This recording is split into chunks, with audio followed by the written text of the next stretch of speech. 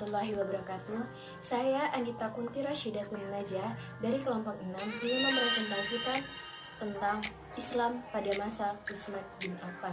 Rasulullah Shallallahu Alaihi Wasallam sebagai penutup para nabi tidak meninggalkan wasiat apapun siapa yang akan menggantikan masa kepemimpinan beliau saat beliau wafat. Beliau menyerahkan segala persoalan tersebut kepada kaum muslimin untuk mendewasakan mereka.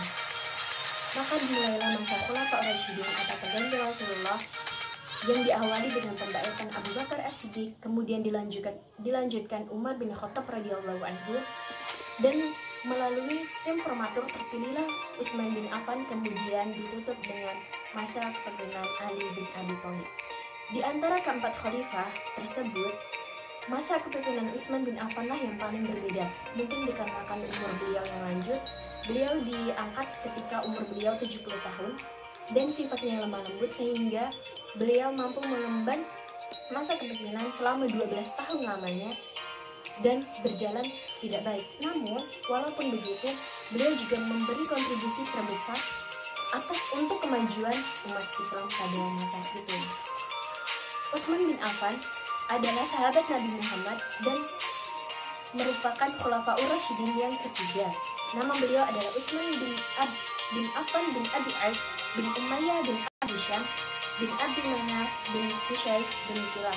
Beliau lahir di kota Mekah pada tahun 574 Masehi, 5 tahun lebih muda daripada Rasulullah SAW. Nama panggilan beliau adalah Abu Abdullah dan mendapat gelar Dzun-Nurain yang memiliki arti yang mempunyai dua cahaya.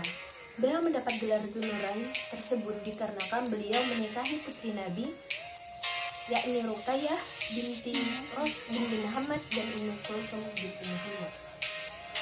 Ayahnya adalah Affan bin Abi Aish bin Umayyah dan nama ibu beliau adalah Arwah bin Quraisy, yaitu putri dari Ummu Huqain al-Baidah binti Abdul Muthalib, saudari kandung dari ayah Nabi, yaitu Abdullah bin Abdul Muthalib. Ayah Utsman bin Affan wafat sebelum bertanya Islam. Kemudian ibunya menikah kembali dengan Uqbah ibnu Mu'ayyad dan lahir 3 putra dan seorang putri, yakni Walid ibnu Uqbah, Khalid ibnu Uqbah, Imrah ibnu Uqbah, dan Ummu Kulsum ibnu Uqbah. Setelah Utsman bin Affan masuk Islam, Utsman mengajak ibunya dan saudara-saudaranya untuk mengikuti beliau, yakni masuk agama Islam. Akan tetapi pada saat itu yang memeluk agama Islam hanya ibunya Aminah binti Affan dan Ummu Kulsum binti Uqbah.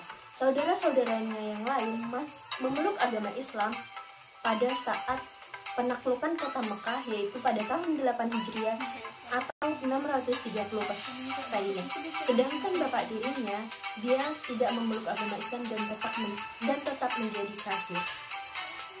Sejak kecil, Utsman bin Affan mendapatkan pelajaran pendidikan, yaitu membaca dan menulis dari keluarganya. Beliau adalah salah satu sahabat Nabi yang akan dijanjikan masuk Islam karena sabar dan tawakal dalam menghadapi cobaan. Utsman bin Affan juga termasuk as-sabiqun al-awwalun, yaitu termasuk golongan orang-orang pertama yang masuk Islam. Bahkan beliau adalah laki-laki keempat setelah Ali bin Abi Thalib, Zaid bin Harithah, dan Abu Bakar. Keislaman Utsman bin Affan dimulai dari ketika Utsman bin Affan mendengar berita bahwa Ruqayyah binti Rasulullah telah dinikahkan dengan sepupunya, yaitu Utbah bin Abi Lahab. Utsman merasa menyesal karena keduluan oleh sepupunya, yaitu Utbah, untuk meminang Ruqayyah dan tidak mendapatkan istri sebaik Ruqayyah. Kemudian Utsman bin Affan kembali ke rumah dan menemukan bibinya, yaitu Su'dah binti Quraisyid, sedang dalam rumahnya. Sudah inilah yang berhasil menenangkan kekesalan Utsman bin Affan dan memberitahukan kepadanya bahwa akan muncul Nabi yang menghancurkan penyembahan kepada berhala dan menyuruh untuk beribadah kepada Tuhan yang Maha Esa. sudah menyuruh Utsman untuk mengikuti ajarannya dan menjanjikan bahwa Utsman akan mendapatkan apa yang pantas untuk dia. Masuknya Utsman kepada Islam bukan tanpa halangan. Pamannya sendiri, yakni Hakam, merasa sangat malu karena salah satu keluarganya mengikuti ajaran Nabi. Beliau bersama orang-orang yang lainnya berusaha untuk menghentikan atau menghalang ibadah Utsman, dan beliau juga menangkap Utsman dan mengikatnya dengan tali. Meski pamannya terus menyiksa beliau tetap teguh pada pendiriannya. Bahkan imannya makin teguh dan kuat tak tergoyahkan, sehingga Hakam pun merasa putus asa dan membiarkannya dan tidak mengganggunya lagi. Keislaman Utsman adalah salah satu anugerah terbesar yang diberikan Allah Subhanahu wa Ta'ala kepada kaum muslimin dan kepada Islam. Bila ada kesulitan yang dirasakan oleh kaum muslimin, maka Utsman akan menjadi yang terdepan untuk membantu kesulitan mereka. Cukup sekian yang dapat saya sampaikan, selanjutnya akan disampaikan oleh kawan saya. Terima kasih. Assalamualaikum warahmatullahi wabarakatuh. Perkenalkan, nama saya Eda Livia Rasmania. Saya dari semester 2 kelas H, Prodi Pendidikan Agama Islam. Saya di sini akan menjelaskan mengenai proses pengangkatan Utsman bin Affan. Utsman bin Affan ini adalah khalifah ketiga, dipilih sebagai penerus khalifah Umar bin Khattab oleh hasil musyawarah oleh panitia dari Dewan di Madinah pada tahun 643 Hijriah atau 644 Hijriah. Harapan dari Khalifah Umar adalah bahwa panitia atau dewan itu harus memilih satu di antara mereka sendiri, seorang calon yang akan diterima oleh semua anggota dan oleh semua umat Islam. Yang masa dulunya itu dipilih 6 orang ini, yaitu yang pertama Ali bin Abi Thalib, kedua Abdurrahman bin Auf, ketiga Sa'ad bin Abi Waqqas, keempat itu Utsman bin Affan, kelima Zubair bin Awam, keenam Talha bin Ubaidillah. Namun dalam proses ini, Talha bin Ubaidillah masih dalam perjalanan tidak mencapai Madinah sampai setelah keputusan dibuat. Pilihan penguasa baru untuk khalifah Islam jatuh ke 5 orang anggota lainnya. Awalnya Zubair bin Awam menarik pencalonannya sebagai khalifah untuk mendukung Ali. Sa'ad bin Abi Waqqas juga mengundurkan diri untuk mendukung Utsman bin Affan. Dari 3 kandidat yang tersisa, Abdurrahman bin Auf juga memutuskan untuk mundur, menyisakan Utsman dan Ali yang masih bersedia menjadi khalifah. Abdurrahman bin Auf kemudian ditunjuk sebagai penentu untuk memilih di antara 2 kandidat yang tersisa. Setelah menemui 2 kandidat secara terpisah, ia mengajukan kepada mereka pertanyaan, apakah akan mengikuti jejak para khalifah sebelumnya. Setelah itu Abdurrahman bin Auf memberikan keputusannya yang mendukung pemilihan Utsman bin Affan, dan Utsman akhirnya terpilih sebagai khalifah ketiga. Baiklah, itulah tadi proses pengangkatan Utsman bin Affan sebagai khalifah. Hanya itu yang dapat saya sampaikan. Wassalamualaikum warahmatullahi wabarakatuh. Bismillahirrahmanirrahim. Assalamualaikum warahmatullahi wabarakatuh. Baiklah, saya di sini akan sedikit menyampaikan materi dari kelompok 6 tentang perluasan wilayah. Pemerintahan Umar bin Khattab adalah masa yang dipenuhi oleh pengaman wilayah pasukan Islam yang dipimpin oleh panglima yang sangat tangguh dan dikirim di berbagai daerah dengan tujuan untuk menaklukkan dan menjaga keturunan umat Islam. Menurut sejarah, ada beberapa tempat atau kota yang ditaklukkan oleh umat Islam, antara lain Persia, Suriah, dan sebagian Asia kecil, Palestina dan Mesir. Setiap menaklukkan daerah tersebut, pihak yang menang akan merampas harta dan menawan tentara yang kalah. Selanjutnya, harta dibagi menurut aturan dan tawanan. dijadikan budak yang dapat diperjualbelikan. Demikian juga yang terjadi pada harta dan tawanan-tawanan yang diperoleh oleh tentara Islam. Pada masa penyerbuan Persia, tidak sedikit harta dan tawanan yang berhasil didapatkan. Pasukan Muslim di antara yang dijadikan budak adalah seorang tentara bangsa Persia yang bernama Firuz. Selanjutnya, ia dibawa ke Madinah, di ibu kota. Ia bergaul dengan sesama budak dan menerima perlakuan sesuai dengan agama Islam. Kemudian ia menyatakan keinginan untuk memeluk agama Islam. Selanjutnya, dalam kehidupan sehari-hari, ia menampakkan perilaku yang baik sehingga ia dimerdekakan oleh Maghfirah bin Syu'bah, seorang tokoh utama kaum muslim. Oleh karena itu disebut Maula yang dimerdekakan dan dilindungi. Dari Maghfirah kemudian ia bisa dipanggil dengan nama Abu Lu'lu'ah, yang artinya sama dengan Firuz, yaitu pertama. Abu Lu'lu'ah adalah seorang Persia yang memiliki rasa kebangsaan yang kuat. Walaupun ia telah masuk Islam,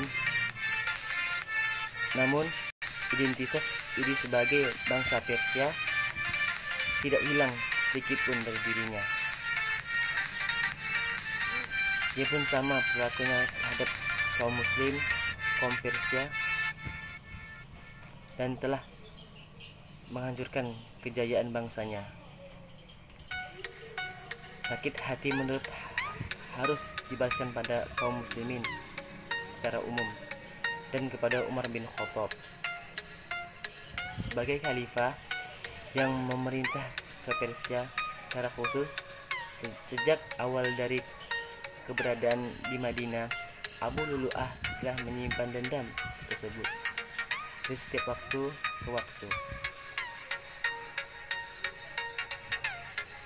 Pada saat demikian Umar bin Khattab, segenap orang yang bersamanya tentu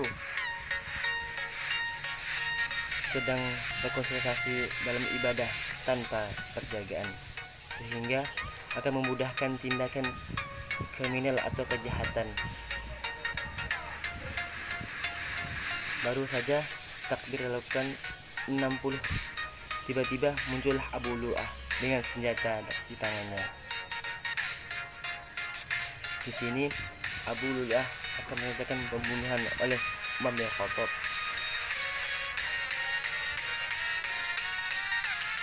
Peristiwa terbunuhnya ini terjadi pada tanggal 26 Zulhijjah 20 Hijriah atau 640 Masehi.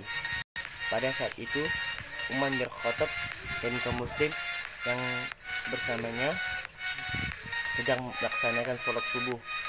Ia bertindak sebagai imam di Masjid Nabawi dalam sholat itu. Baru saja takbir dilakukan 60, tiba-tiba muncullah Abu Lu'lu'ah dengan senjata di tangannya. Kemudian ia menikam khalifah berulang kali hingga tersungkur di tanah. Barisan makmum yang terdepan menjadi kacau. Semuanya berlompatan untuk menangkap Abu Lu'lu'ah. Tetapi pelaku segera menyerang semua orang yang dekat. Akibatnya beberapa orang terluka, namun akhirnya pembunuh itu menusuk dirinya sendiri dan mati seketika juga. Adapun Umar sendiri meninggal beberapa hari kemudian, yaitu pada awal Muharram 20 Hijriah atau 664 Masehi.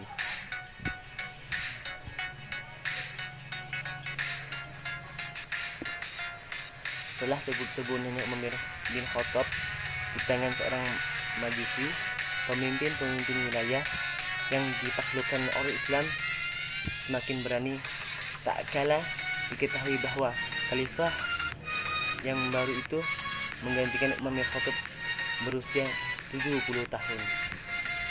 Ia bukanlah orang yang terkenal atau gagah-gagahannya sebagai Khalid bin Walid atau Sa'ad bin Waqqas. Bahkan di luar kota Madinah namanya jarang disebut orang.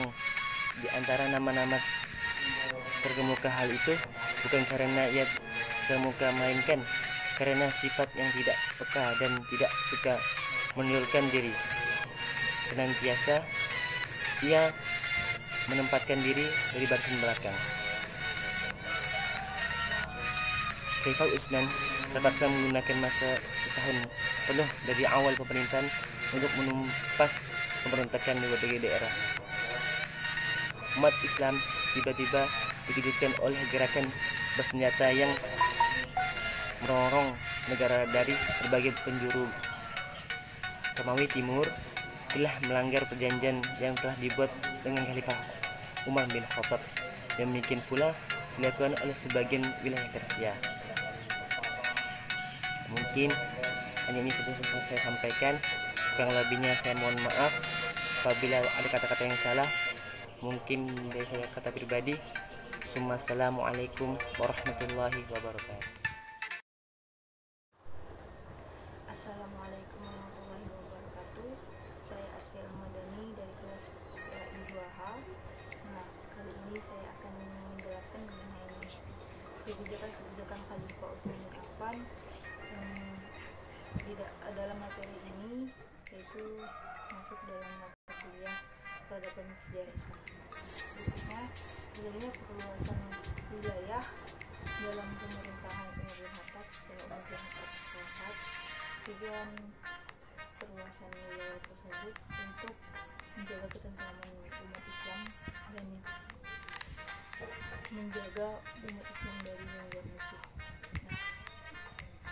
Dalam catatan sejarah, wilayah-wilayah yang dapat dikatakan oleh Utsman bin Affan yaitu yang pertama Mesir, Palestina, bagian kecil Asia, Persia, dan Syria.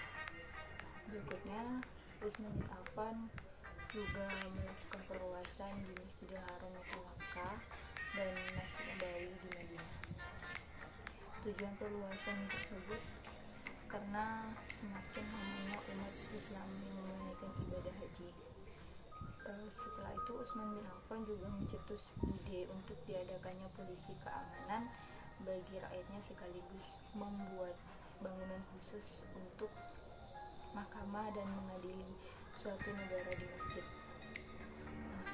Dalam hal tersebut juga adanya ragam penyebab terjadinya kekacauan dalam pemerintahan Utsman bin Affan hingga Utsman bin Affan wafat. Hal tersebut diawali dengan adanya kebijakan Utsman bin Affan. Dalam kebijakan tersebut ada karena atas dasar wasiat dari Umar bin Khattab. Wasiat tersebut yaitu Utsman bin Affan menggantikan gubernur Kufah yaitu yang bernama Mughirah bin Syu'bah. Setelah itu diganti dengan Sa'ad bin Abu Waqqas. Setelah itu gerombolan orang-orang Mesir datang kepada Utsman bin Affan untuk menurunkan gubernur Mesir. Nah, dalam hal tersebut Utsman bin Affan mengiyakan hal tersebut dan akhirnya gerombolan dari Mesir itu kembali ke Mesir. Namun sebelum mereka kembali, mereka dicegat, diberi satu surat yang isinya itu fitnah untuk Utsman bin Affan. Nah, karena hal tersebut mereka tidak jadi kembali ke Mesir dan mereka kembali menghukum Utsman bin Affan. Dalam hal tersebut dilihat bahwa isi dari surat tersebut ialah Utsman bin Affan untuk membunuh gubernur baru yang ada di Mesir. Padahal hal tersebut tidaklah benar. Walaupun orang-orang gerombolan dari Mesir sudah mengetahuinya, mereka tetap bersikeras untuk membunuh Utsman bin Affan. Dalam pengepungan tersebut terjadi dalam 40 hari. Setelah itu, tanpa diketahui, diam-diam ketua dari gerombolan tersebut masuk ke dalam rumah Utsman bin Affan yang saat itu Utsman bin Affan sedang membaca Al-Quran. Nah, qadarullah terjadinya pembunuhan Utsman bin Affan saat itu. Mereka untuk kurang lebih dalam ini mohon dimaafkan bila ada salah, mohon diingatkan kembali. Semoga apa yang kami berikan dari kelompok 6 ini dapat menjadi suatu cerminan ataupun dapat memberi suatu ilmu sejarah dalam Islam. Semoga bermanfaat buat kalian yang sudah menontonnya. Jangan lupa subscribe juga like untuk suatu penilaian dari kami, untuk kami juga untuk penilaian dosen. Terima kasih. Assalamualaikum warahmatullahi wabarakatuh.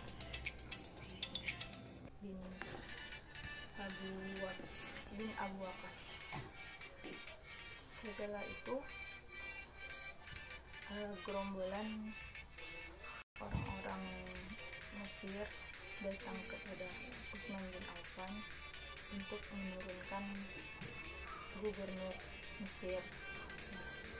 Dalam hal tersebut, Affan membiarkan hal tersebut dan akhirnya gerombolan dari Mesir itu kembali ke Mesir. Namun sebelum mereka kembali, mereka dicegat beri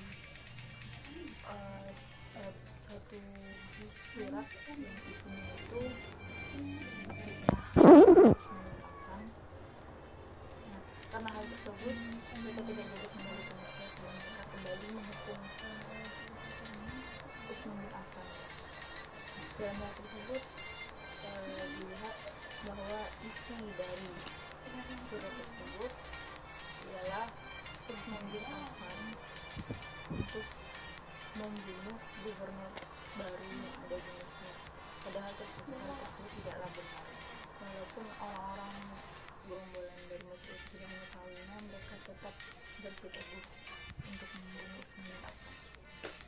Nah, dalam pengepungan tersebut terjadi dalam 40 hari. Setelah itu, tanpa diketahui,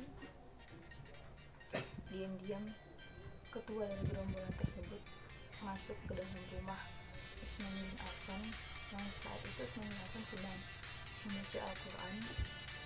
Nah, qadarullah terjadinya pembunuhan Utsman bin Affan. Mereka untuk kurang lebih dalam hal ini mohon dimaafkan bila ada yang salah, mohon diingatkan kembali. Semoga apa yang kami berikan dari kelompok 6 ini dapat menjadi suatu cerminan dari Utsman bin Affan ataupun dapat memberi suatu ilmu sejarah dalam Islam. Semoga bermanfaat bagi kalian yang sudah menontonnya.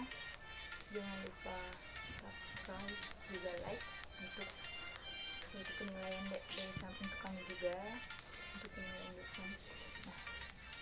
Terima kasih. Assalamualaikum warahmatullahi wabarakatuh.